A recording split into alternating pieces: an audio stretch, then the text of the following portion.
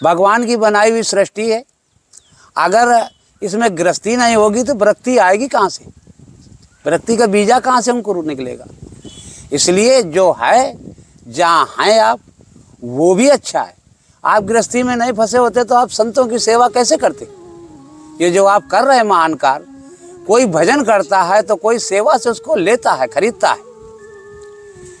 बड़े बड़े लोग जो ये पैसे वाले ये दान सेवाएं यहाँ भेज रहे हैं, तो उनको ठाकुर जी ने, राधा रानी ने उनकी सेवाएं किसी हिसाब से पूर्ण कर रखी तब भेज रहे हैं। गूढ़ तत्न साधु दुरामे जब आरत अधिकारी पावे। जब गुरु जी शिष्य को देखते हैं कि परमात्मा की लगन में लगना चाहता है, भजन करना चाहता है, शांति का आनंद लेना चाहता है, तब वो सारे अनुभवों का मार्गदर्शन करा देते हैं, जिनकी कृपा से हम लोग उनकी छत्र छाया में आनंद ले रहे। उदय से अस्त तक का राज दे रखा है। कहते हैं अंधे में काना राजा होता है। यहाँ जब कोई दूसरा नहीं तो विरोधाभास होगा किसका? काम क्रोध मद लोभ ये नाथ नरक के पंथ, सब छाण भजो रघुबीर भजे जैसा। अगर भगवान का भजन करना है तो आप किसी भी क्षेत्र में जाके कर सकते हैं, और अगर प्रपंच करना है तब तो आपको अपनी समाज और जगह की खोज करनी पड़ेगी। मिले गरुण मार्ग मामोही, कौन भांत समझाऊं तो ही। मिटे मोह संशय भंगा, जब बहुकाल करें सत्संगा। आपको भी हो जाएगा, आप भी उसी परमात्मा के बनाए हुए हैं, बशर्ते जब आपका सत्संग। आश्रम की व्यवस्थाएं कैसे चलती है? खर्चा तो बहुत होते हैं। व्यवस्थाएं राधा रानी करती हैं, आप जैसों को निमित्त बना के किसी न किसी सेवक को भेजती रहती है, सेवाएं चलती रहती। और साधु के लिए तो भैया गुजर करे तो चाहिए का, मौज करे तो है ही क्या? असली तो इस शरीर को भोजन और भजन की जरूरत है। उतना तो राधा रानी कृपा सब पर कर रही। ब्रज नगरी में कोई भूखे नहीं सोता है, तो संत कैसे उनकी कृपा से भूखे सोएंगे?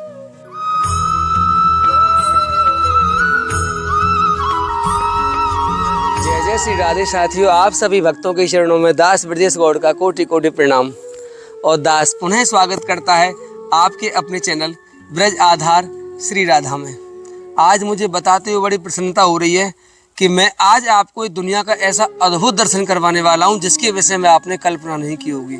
हाँ, जैसे हनुमान जी जब पहली बार विभीषण से मिलते हैं लंका में जाकर, तो उनको बड़ा आश्चर्य होता है कि वहाँ इतनी घनघोर राक्षसमयी नगरी थी लंका, और उसमें कोई भगवान का भक्त निवास करता है। तो उन्होंने यही पूछा कि हे विभीषण, तुम यहाँ कैसे भजन करते हो? तो उन्होंने यही कहा कि हे नाथ, जैसे इस दांतों के बीच में जिब्या रहती है, 24 घंटे भयभीत रहती है, उसी प्रकार मैं भी इन राक्षसों के बीच में रहकर उनका स्मरण करता हुआ अपना जीवन व्यतीत कर रहा हूँ। लेकिन प्रभु, वास्तव में मैं भजन कहाँ कर पाता हूँ? मैं तो इन राक्षसों की नगरी में केवल जीवन जी रहा हूँ, मैं बहुत विपत्ति में हूँ। तब हनुमान जी ने कहा कि नहीं, कह हनुमंत विपत्ति प्रभु सोई, जब तब सुमरन भजन न हुई। अरे वास्तविकता में विपत्ति तो तब मानी गई है जब हम भजन छूट जाए हमसे, हमारी साधना छूट जाए, हमारा तप छूट जाए, हमारा योग छूट जाए। वास्तविकता में यही हाल होता है संसार का। हम विपत्ति किसे समझते हैं और क्या होती है। आज मैं आपको एक ऐसा आश्चर्यजनक दर्शन करवाने वाला हूँ कि जिसे सुनकर आप निश्चित ही विस्मित हो जाओगे। मैं इस समय जहाँ खड़ा हुआ हूँ, और जो हनुमान जी का चरित्र आपको सुनाया वो इसलिए सुनाया है क्योंकि मैं जहाँ खड़ा हुआ हूँ ये हमारे विश्व की एक ऐसी नगरी है। इस नगरी का नाम है राधा नगरी। राधा नगरी कोई शब्द ऐसा नहीं है जिसे सुनकर आप विस्मित हो जाओ। हाँ, क्योंकि लाडली जी का नाम है, राधा नगरी हो सकती है, परंतु इस राधा नगरी की विशेषता आपको बता दूं कि इस राधा नगरी में मुस्लिम लोग रहते हैं। नाम तो राधा नगरी है लेकिन है मुस्लिम नगरी। लेकिन आश्चर्य की बात, इस मुस्लिम नगरी में जो पूरी राधा नगरी है इसमें मुस्लिम लोग रहते हैं। यहाँ हमारे एक हिंदू शेर, एक संत कैसे रहते हैं, आज हम आपको उनका दर्शन कराएंगे। कैसे एक घनघोर मुसलमानों के बीच में एक हमारे हिंदू संत, हमारे सनातनी संत यहाँ शेर की तरह धाड़कर इस घनघोर बियाबान जंगल में हमारी लाडली जी की उपासना और आराधना करते हैं। आज मैं आपको उनके समक्ष लेके चलता हूँ, मेरे साथ बने रहना। और बहुत अच्छे संत हैं और अच्छे होंगे भी क्यों ना, क्योंकि ऐसे विपरीत माहौल में भजन करने वाला ही तो सूरवीर कहलाता है, जो विपत्तियों में रहकर भजन करे वही सूरवीर है, सुविधाओं में रहकर तो भजन होता ही नहीं है। सूरवीर और कायर की तो चर्चा ही क्या करें। वास्तव में भजन केवल विपत्ति में, परिस्थिति में हो सकता है। तो चलिए आज मैं महाराज जी के पास लेके चलता हूँ। यद्यपि महाराज जी के पास मैं कल भी आया था, लेकिन ठाकुर जी की इच्छा के बगैर संतों का संग और सत्संग बिल्कुल असंभव है। चलिए महाराज जी के लिए एक कंबल सेवा लगातार चल रही है हमारे पास। देखिए लगभग 1000-1500 रुपये का बहुत सुंदर कंबल है ये, और संतों को हमने कुटियाओं पर जाकर देने का संकल्प लिया है। और ये आटे की सेवा भी लगातार चल रही है ठाकुर जी की कृपा से।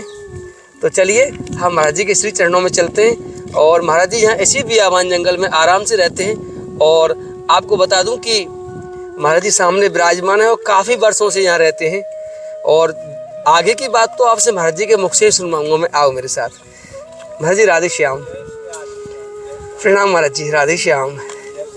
जय हो, राधे श्याम महाराज जी। दंडोत महाराज जी, ये आपकी भेंट महाराज जी। एक तो आटा फट गया महाराज जी बाइक से लाने में। हाँ महाराज जी, आज वैसा आटा नहीं मिला हमको पॉलिथीन वाला। आज भीड़ ज़्यादा थी बाजार में। महाराज जी एक बड़ा सुंदर आपके लिए कंबल लेके आया हूँ मैं। देखो महाराज जी, सेवा में सुंदर ही है। अरे नहीं महाराज जी, इतना सुंदर कंबल है कि ओहो महाराज जी को, ओहो लो, श्री जी ने दीपक भी भेज दिया। देखो वाह महाराज जी। महाराज जी ये रखती है ना। हाँ बहुत सुंदर कंबल है, डबल बेड वाला कंबल है। वैसे आसानी से सर्दियों में आपको रजाई की आवश्यकता नहीं पड़ेगी। और ये महाराज जी इसका कवर है, इसमें आप रख भी सकते हैं इसे। और महाराज जी ये आपका दीपक हो गया। और थोड़ी सी महाराज जी आपकी दक्षिणा भी है। अरे लाला पैसा तो यही ना है, कहाँ गए महाराज जी? नहीं महाराज जी, मैं लाता हूँ 100 रुपए की नोट। किसी ने चुरा ली मेरी तो। नहीं महाराज जी, मैं अभी दे दूंगा आपको भी। हाँ भैया के पास है, भैया ने कैमरा पकड़ रखा है, इनसे ले लूंगा महाराज जी मैं अभी। ठीक है महाराज जी, राधे राधे। महाराज जी हम कल भी आए थे आपका दर्शन करने के लिए। आपके पास आकर एक विशेषता जो देखी हमने कि यहाँ एक तो हमारा चित्त अनायास ही शांति को प्राप्त होता है। महाराज जी लगा दूँ आपकी आज्ञा हो तो? इसमें आवाज़ आ जाएगी हमारी। जी लगा सकते, कोई दिक्कत। महाराज जी आपके पास आकर हमें एक ऐसी अनुभूति होती है कि वास्तव में ये मुस्लिम गांव है पूरा, और इस मुस्लिम गांव में हमारे एक दिव्य संत रहते हैं। तो एक बड़ा आश्चर्य होता है कि इतने विपरीत परिस्थितियों में रहकर आप लाडली जी की आराधना करते हैं रहकर, और हमारे सनातन को आपने कायम कर रखा है। तो महाराज जी ये आपको यहाँ कोई बाधा उत्पन्न नहीं होती? इतने मुसलमानों में कोई कुछ कहता नहीं आपसे यहाँ? नहीं भैया, कोई बाधा नहीं होती है। इधर आ जाओ, यहाँ क्योंकि महाराज जी का लो सामने से बस। हमें हिंदू मुस्लिम से मतलब ही नहीं, हमें अपने धर्म से आस्था है और उसको चलाने के लिए हिंदू मुस्लिम की जरूरत नहीं। स्वामी लोग होते हैं तो हिंदू मुस्लिम के नहीं होते। स्वामी मतलब भगवान, और वो सबके होते हैं। और अगर हिंदू मुस्लिम की बात है तो हमें अगर उनकी कोई विरोधाभास करना हो तो हमें कोई डर हो कि वो मुस्लिम है या हिंदू है। ये भगवान की जगह है। राधा नगरी गांव का नाम है। राधा जी का यहाँ मंदिर नहीं दिखा। अपने समझ में आया गुरुजनों की कृपा से कि सेवा तो कहीं ना कहीं करनी ही, भजन कहीं ना कहीं करना ही है। तो राधा नगरी अगर गांव का नाम है तो हो सके राधा रानी भी विराजमान हो जाए। इसलिए कठिन परिस्थितियों से गुजरते हुए भी इन संघर्षों को किया जा रहा है। कितना समय हो गया आपको यहाँ? लगभग करीब 10 वर्ष हो गए। 10 साल हो गए महाराज जी। कुछ समस्याएं जो आश्रम के हिसाब से देखने की थी, टूटी फूटी सेवाएं होती आई धीरे धीरे। अब राधा रानी के मंदिर की ही उनके स्थापना के लिए विचार किए जा रहे हैं। प्रयास कर रहे हैं। अभी तक आप बना नहीं पाए महाराज जी मंदिर? अभी नहीं बन पाया। अच्छा, नहीं ये जैसे शनिदेव का मंदिर बनाया आपने, भोले बाबा का, हनुमान जी का, ऐसा है इन लोगों को तो फक्कड़ बाबा हैं, भोले बाबा कहीं भी बैठाल दो। हाँ, ये और राधा रानी को साधन सुलभ चाहिए, तो इसलिए उनके लिए थोड़ा आर्थिक समस्याओं का, क्योंकि श्री जी महारानी है हमारी। हाँ तो वो करेंगे, शमशान वासी हैं। जब तपस्या पूरी हो जाएगी उनके लिए तो वो अपनी कृपा जरूर करेंगी। पूरा पूरा विश्वास है उन पर। उसी विश्वास पर यहाँ बैठे, और वो जल्द से जल्द, कभी कभी सपने में बता देती है कि चिंता मत करें। अच्छा, देर है, कोई अंधेर नहीं, आप परेशान न होइए, आप अपना आराम से शांति से भजन करिए। हिंदू मुस्लिम से कोई यहाँ लेना देना नहीं। महाराज जी आपकी फिर ये यहाँ आश्रम की व्यवस्थाएं कैसे चलती है? खर्चा तो बहुत होते हैं। व्यवस्थाएं राधा रानी करती हैं, आप जैसों को निमित्त बना के किसी न किसी सेवक को भेजती रहती है, सेवाएं चलती रहती। और साधु के लिए तो भैया गुजर करे तो चाहिए का, मौज करे तो है ही क्या। असली तो इस शरीर को भोजन और भजन की जरूरत है। उतना तो राधा रानी कृपा सब पर कर रही। ब्रज नगरी में कोई भूखे नहीं सोता है, तो संत कैसे उनकी कृपा से भूखे सोएंगे। तो सेवाओं में कोई दिक्कत नहीं है, ऐसे सेवाएं चल रही हैं। और सेवा हमारे बरसाना में तो बड़े आनंद है संतों के। आनंद है, बशर्ते जहाँ अच्छा है वहीं बुरा है। संत शांति के लिए पहाड़ों पर, नदियों के किनारे, जंगलों में स्थान बनाते थे। क्यों? वहाँ शांति की अनुभूति होती थी। और जब आप शांत होंगे तभी किसी को शांत कर पाएंगे। जब शांति की जगह ही नहीं होगी तो आनंद जहाँ है फिर वहीं खड़बड़ भी है। हाँ, क्योंकि बड़े बड़े स्थानों में देख रहे हैं, चित्रकूट है, अयोध्या है, काशी है, बरसाना ही है। तो जहाँ जितने बड़े महंत हैं वहाँ उतने उतने आपस में विरोधाभास और एक दूसरे का चढ़ाव उतार। कहते हैं अंधे में काना राजा होता है। यहाँ जब कोई दूसरा नहीं तो विरोधाभास होगा किसका? काम क्रोध मद लोभ ये नाथ नरक के पंथ, सब छाण भजो रघुबीर भजे जय संत। अगर भगवान का भजन करना है तो आप किसी भी क्षेत्र में जाके कर सकते हैं। और अगर प्रपंच करना है तब तो आपको अपनी समाज और जगह की खोज करनी पड़ेगी, स्वयं करनी पड़ेगी। महाराज जी जीव और परमात्मा का संबंध क्या है? ये कैसे मिलन हुआ? इनका पूरा विश्व इसी पर टिका हुआ है। कैसे भी ये जीव उस परमात्मा में मिल जाए, जीवात्मा, ये संबंध कैसे स्थापित हो जो हम भूले पड़े महाराज जी अनंत काल से? जीव और ब्रह्म का अंतर कोई नहीं है, एक ही। बशर्ते अपनी है तो आत्मा, और पर लगा दिया अगर दूसरे का तो कहते परमात्मा। अपनी है तो आत्मा और दूसरे की लगा के कह दिया तो परमात्मा। अपनी तो आत्मा है और दूसरे को परमात्मा, मतलब दूसरे का नाम लेते हैं तो परम, श्री जैसे वगैरह लगाते हैं, वैसे दूसरे के लिए परमात्मा है। अपनी तो आत्मा ही है। जीव और आत्मा का वही रिश्ता है कि जीव ब्रह्म बीज माया कैसी सीता जी चलती है, वही केवल एक बीज की धारी है। ज्ञान होने पर वही आत्मा ही परमात्मा बन जाता है, वही जीवात्मा आत्मा बन जाता है।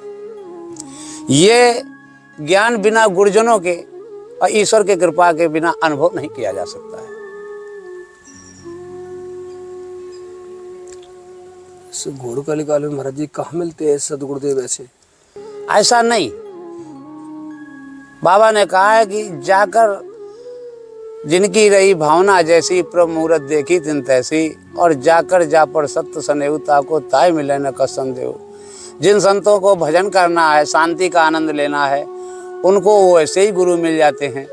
और जिनको तमाम अपना प्रपंच बनाना है या सरकार बनानी है, उनके लिए वैसे ही गुरु मिल जाते हैं। जैसे हमारे योगी राज बाबा बड़े सितारे थे, तो वो कहाँ से, यानी उत्तराखंड से और हमारे उत्तर प्रदेश में आके गोरखपुर में गद्दी संभाल रहे हैं। और आज पूरे यूपी का कार्यकाल उनके हिसाब से चल रहा है। तो जिसको लोग कहते थे कि यूपी कभी नहीं सुधर सकती है, आज कुछ ही चंद दिनों में लोग कहते हैं कि यूपी जैसा कोई प्रदेश नहीं। बिल्कुल।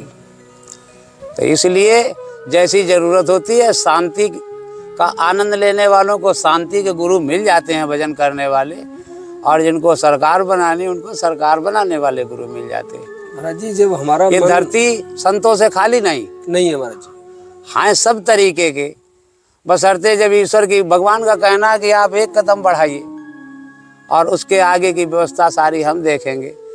तो उन्होंने ही हमारा मार्गदर्शन ऐसा कुछ किया कि अपनी ओर आकर्षित किया, और महापुरुष गुरु महाराज हमारे अत्यंत दयनीय और अत्यंत ही शांत, कि जैसा शायद मैंने अभी तक संतों में किसी में देखा ही नहीं। तो उनकी कृपा है, उन्हीं की कृपा से हम यहाँ भजन कर रहे हैं और हमें किसी प्रकार की कोई दिक्कत नहीं। महाराज जी, दो तरह की अवस्थाएं देखने को मिलती है संसार में। एक तो ऐसा होता है हम गृहस्थ जीव हैं, हम अपने घर पे भी थोड़ा बहुत भजन कर लेते। मैं नहीं करता भजन, मैं अपने लिए बोल रहा हूँ, मैं भजन नहीं करता। हम गृहस्थ जीव संसार में रह के भजन तो करते हैं। घर पे 1-2 मालाएं 4 मालाएं, किसी ने गुरु मंत्र की कर ली, किसी ने और मंत्र की कर ली, वो भी प्रक्रिया चल रही है लगातार सबकी। एक महाराज जी वैराग्य होता है, तो भजन करने के बाद वैराग्य होता है या वैराग्य होने के बाद भजन होता है?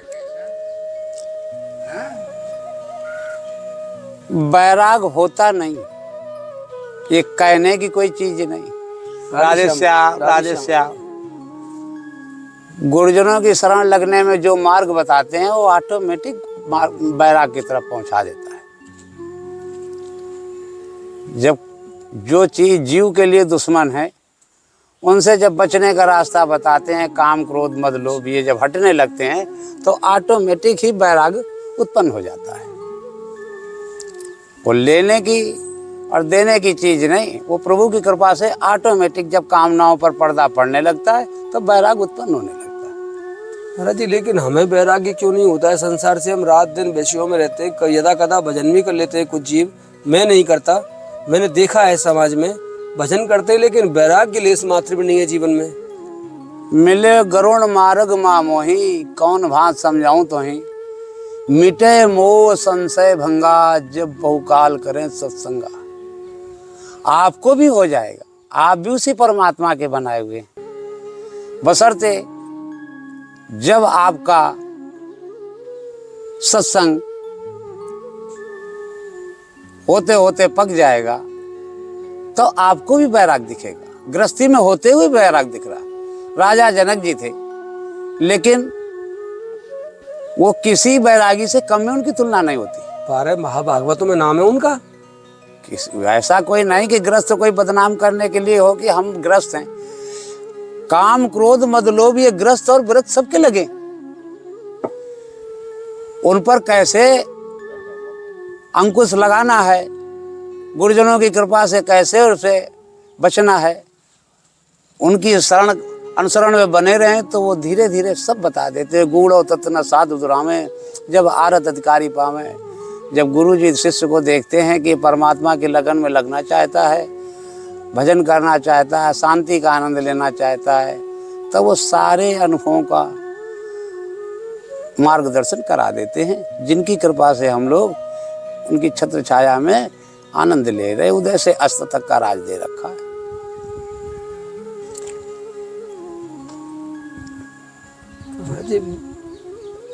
आपके पास बैठा हूँ मैं जब तक तो मुझे बहुत अच्छा लग रहा है। इस समय मेरी इंद्रियां भी शांत हैं, मेरा चित्त मन बुद्धि सब स्थिर है। ये तो नहीं कह सकता कि परमात्मा में मेरी लगन लग चुकी है, लेकिन हमारी स्वयं की शांति, स्वयं की गंभीरता हमें दर्शाती है, हमारी स्थिरता हमें दर्शाती है कि हम सही रास्ते पर हैं। लेकिन आपके चरणों से जैसे ही लगातार हमारी यात्रा संसार की ओर अग्रसर होती है, तुरंत हमारा मन पूरा विषयगामी हो जाता है। वहाँ जाकर हम इसको भूल जाते हैं। ये कैसे स्थिर रहे हमारे हृदय में? जो संतों से सुना जाता है बार बार, हमारे चित्त में कैसे स्थिर रहे महाराज जी? कोई सहज उपाय? जैसे कि किसी की मृत्यु हो जाती है तो लोग शमशान घाट में लेके जाते हैं मुर्दे को, तब तक तो उनके मुंह से निकलता है राम नाम सत्य है, राम नाम सत्य है। लेकिन मुर्दे में आग लगते ही ये होने लगता है कि भैया हमें तो फलाने जगह जाना था, थोड़ा आप लोग रुक के आ जाना, हम चलते हैं। फिर कहते हैं संसार सत्य है। तो वही इस जीव की कहानी है कि जब तक वो संतों के संग में रहेगा, लक्ष्मण ने परशुराम जी से कहा है मुंह तो वहां कतो को नहीं। तो जब संतों के पास है तो उसको दुनिया की माया नहीं दिख रही है, संसार नहीं दिख रहा है, तो संसार में नहीं फंसता। बशर्ते वहां से हटने के बाद कोयले की खदान में आप जाएंगे तो भले कोयला ना लगे, लेकिन हल्की फुल्की काली धूल तो लगेगी। तो संतों का संग क्यों नहीं लगेगा? तो संतों के यहाँ आश्रम में जाने का जो आनंद है वो शायद बाहर तभी मिल पाएगा जब बिल्कुल बाहर की दुनिया से पीछा छूटेगा, तब शायद जो अपना अनुभव है। दुनिया से पीछा कैसे छूटेगा? खेल है महाराज जी, जहाँ हम पले बड़े और जहाँ हमारी पूर्ण आसक्ति है, उससे पीछे छुड़ाना खेल है महाराज जी? नहीं, खेल नहीं भैया। भगवान ने बताया है कि अर्जुन अभ्यास कर दो। अभ्यास हिंदू कौन थे? अभ्यास कर, करत करत अभ्यास के जड़मत होत सुजान। आवत जात रसरी पत्थर पर करे निशान। तो जब पत्थर पर एक रस्सी निशान कर सकती है तो ऐसा तो नहीं भैया कि नहीं हम इस छोड़ना ही नहीं, कुछ सब कुछ करने के साथ साथ परमात्मा को साथ लेके चलना है। भगवान की बनाई हुई सृष्टि है, अगर इसमें गृहस्थी नहीं होगी तो वृत्ति आएगी कहाँ से? वृत्ति का बीजा कहाँ से हमको निकलेगा? इसलिए जो है, जहाँ हैं आप, वो भी अच्छा है। आप गृहस्थी में नहीं फंसे होते तो आप संतों की सेवा कैसे करते? ये जो आप कर रहे हैं महान कार्य, कोई भजन करता है तो कोई सेवा से उसको लेता है, खरीदता है। बड़े बड़े लोग जो ये पैसे वाले ये दान सेवाएं यहाँ भेज रहे हैं, तो उनको ठाकुर जी ने, राधा रानी ने उनकी सेवाएं किसी हिसाब से पूर्ण कर रखी तब भेज रहे हैं शायद। तो इसलिए ऐसा कुछ नहीं है। मन स्थिर क्यों नहीं रहता महाराज जी? ये जो सुनाए ये स्थिर क्यों नहीं रहता चित्त में? ये वहां जाते ही क्यों निकल जाता है? स्थिर अभ्यास से ही होगा। अभी आपका अभ्यास भी इतना नहीं कि नहीं अभी ही स्थिर हो जाए। अभ्यास तो नहीं है महाराज जी। है, जो चित्त में शांति का आनंद मिलता है थोड़ा बहुत। नीचे इधर महाराज जी इसमें जी केवल इतना और बता दो आप हमें, हम आपका ज़्यादा समय नहीं लेंगे क्योंकि हमें भी जाना है महाराज जी। हमें काफ़ी काम है, अन्य क्षेत्र में हमारा चलता है शाम को 4 बजे। हमारा नहीं, आपकी कृपा, राधा रानी की कृपा, राधा रानी का चलता है, वो हमारा नहीं है महाराज जी, क्षमा करना। वहाँ पे जाते हैं शाम को 4:30 बजे समय हो जाता है, तो हमारे पास भी समय कम रहता है। केवल भाई इतना बता दो कि आपने अब तक जो बताया वो बहुत अच्छा बताया कि कैसे चित्त स्थिर रहे, कैसे वैराग्य हो। लेकिन जो जीव बिल्कुल भजन नहीं कर पाता है और जैसे भजन करने की चाह है कि यार भजन करना चाहिए लेकिन समय नहीं मिलता, या तो काम धंधे से समय नहीं मिलता या मन विषयों में फंसा हुआ है, लेकिन उसे एहसास है कि भाई परमात्मा है और इनका भजन करना चाहिए, तो ऐसे विषयगामी जीव को कैसे महाराज जी इस पथ पे लाया जाए? जो अगर उसकी चाहत है कि भजन होना चाहिए तो ये भी कृपा ईश्वर की है। जब ईश्वर की कृपा है तो समय आने पर ईश्वर उसे अपनी तरफ आकर्षित कर लेते हैं, खींच लेते हैं, या वो ऐसे महापुरुष गुरुजनों को मिला देते हैं। जैसे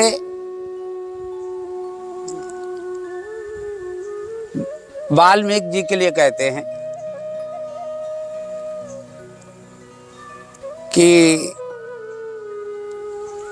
चोरी करते थे, डकैती डालते थे, ये करते थे, और संतों को मालूम हो गया कि नहीं अगर राम जी का नाम दिया जाएगा, ठाकुर जी का नाम दिया जाएगा तो नहीं लेगा।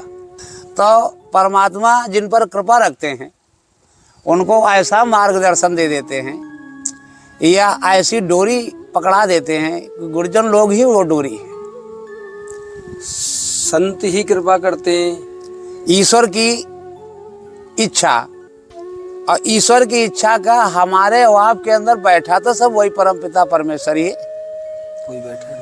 अगर एक घड़ा आप रख दे जल भर के तो उसमें एक सूर्य और एक चांद दिखेगा, 100 रख देंगे तो 100 में दिखेगा, 1000 रख देंगे तो 1000 में दिखेगा, करोड़ रखेंगे तो करोड़ में, खरबों में रखेंगे तो खरबों में। हाय एक सूर्य और खरबों में दिख रहा है, वही अपना परमपिता परमेश्वर जीवात्मा जो है वही सबके अंदर विद्यमान है। पूर्ण जन्म के संस्कार जैसे होते हैं, जैसे जैसे समय आता जाता है वो वैसे वैसे अपने बच्चे के उद्धार के लिए वैसा वैसा उसको इशारा करते हैं, और इशारा सब उसकी इच्छा जानने की होती है, तब गुरुजन महापुरुषों को मिला के और उसका उद्धार करा देते हैं। हमारे पूर्व जन्म के संस्कार भी काम करते हैं अपना, खूब करते हैं भैया। और हमारी साधना भी काम करती है, जो बिल्कुल कर्म करती होते है, हैं। बिल्कुल करती है। कर्म प्रधान विश्व रच राखा, वो तो कहा, लेकिन महाभारत की लड़ाई में सब तो अपना शरीर छोड़ देते हैं, लेकिन भीष्म पितामह लटके रहते हैं हाँ, सैया पर। सैया पर रहती है। भगवान कृष्ण जाते हैं तो कहते हैं हमें 100 जन्मों तक की याद है। भीष्म पितामह जी कहते हैं हमने ऐसा कोई पाप नहीं किया जिस पर लटके। बोले 101 जन्म की याद करें। वहाँ याद आ गया उनको। जब याद आ गया तो उनको पश्चाताप हुआ। तो अगर पूर्व जन्म के संस्कार नहीं लगते होते तो ठाकुर जी 101 जन्मों को याद क्यों दिलाते? या अर्जुन से क्यों कहा कि नहीं हमने सूर्य को जो दिया था योग वो उनको दिया, उन्होंने उनको दिया। और अर्जुन पूछते हैं कि आपने सूर्य को दिया तो सूर्य तो बहुत पहले से। बोले नहीं, आपको पुनर्जन्मों का ख्याल नहीं है, बशर्ते हमें सब याद है। तो पूर्व जन्म साथ में ही संस्कार की शमसी बनी, बक्की बनी निहाई, और लिंग का बजा हथौड़ा ताते दुनिया आई। जब संस्कार इस शरीर से जीवात्मा छोड़ के जाता है तो संस्कार की ही पिंडी अपने साथ लेके जाता है, जो दोबारा जहाँ जन्म लेता है तो उन्हीं संस्कारों के साथ वो उत्पन्न होता है। तो पिंड रखते हैं महाराज जी हम छाती पे? अच्छा, मान के चले, मान के। अच्छा, पिंडी मतलब एक अर्जित की हुई वस्तु। अर्जित की हुई। नए संस्कार पुरानों से भी बनते हैं, जो हम पहले करके आए वो हमें आज भोगना पड़ेगा। बिल्कुल भोगना पड़ेगा, काम करेगा इस जन्म में। तकरीबन तो कर्मों का फल तुरंत मिल जाता है, बशर्ते कुछ ऐसे कर्म या विकर्म हो जाते हैं जघन्य अपराध कि हो सकता है कि जिनका एक जन्म में हो सके तो हजारों जन्म भी करना पड़े। जैसे कि काकभूषण जी का जो चरित्र आता है उसमें बताते हैं कि उन्होंने उठ के अपने गुरुजी को प्रणाम नहीं किया। सिर्फ इतना, गुरुजी को प्रणाम दंडवत नहीं किया। गुरुजी तो दयाल होते हैं, वो सह गए, लेकिन भोले बाबा नहीं सह पाए। क्यों नहीं सह पाए? कि ये सृष्टि में सब बेकार फैल जाएगा, सारी मर्यादा खर्च हो जाएगी, श्रद्धा आस्था विलुप्त हो जाएगी।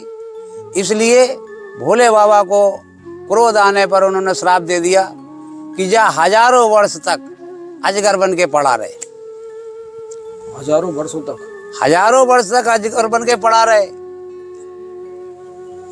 अब हजारों वर्षों का, अब हजार ही हम बता रहे, भोले बाबा की उसमें कोई सीमा नहीं। और दूर रहने को कह दिया, किसी भी योनि में भटक, बशर्ते संतों की दया से, कृपा से। फिर ये उन्होंने विनती गुरुजनों ने, तो उन्होंने उस चीज को थोड़ा आसान कर दिया कि इनकी भक्ति नहीं जाएगी और शरीर जब चाहे तब ये छोड़ सकते हैं, जिस योनि में जाए चाहे चले जाएं। काकभूषण जी के लिए यही था कि जो जीव चाहें वो बन सकते हैं और जितनी बार योनि चाहे दिन में बदल सकते हैं, क्योंकि करोड़ों खरबों योनियों को उन पर भोले बाबा ने जो श्राप दिया था वो बहुत असमय के लिए था, उसका कोई समय नहीं था। इसलिए कर्मों का भी साथ चलता है और पुनर्जन्म का भी संस्कार चलता है।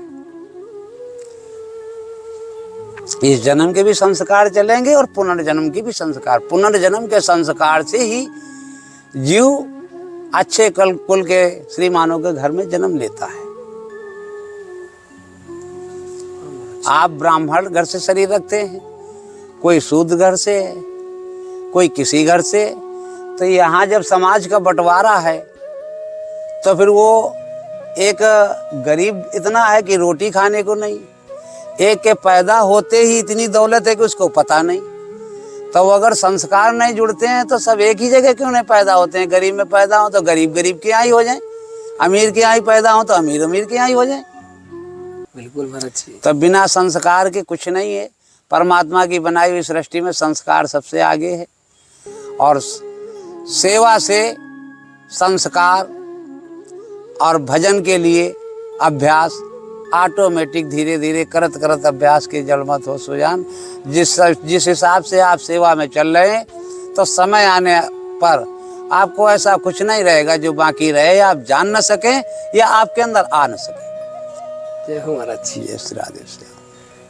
महाराज जी को कुछ कार्य है भी और उसी हिसाब यहाँ विश्राम देना पड़ेगा हमें बाड़ी के लिए, क्योंकि महाराज जी की आज्ञा है, बहुत कार्य करने महाराज जी को, और हमें भी जाना है।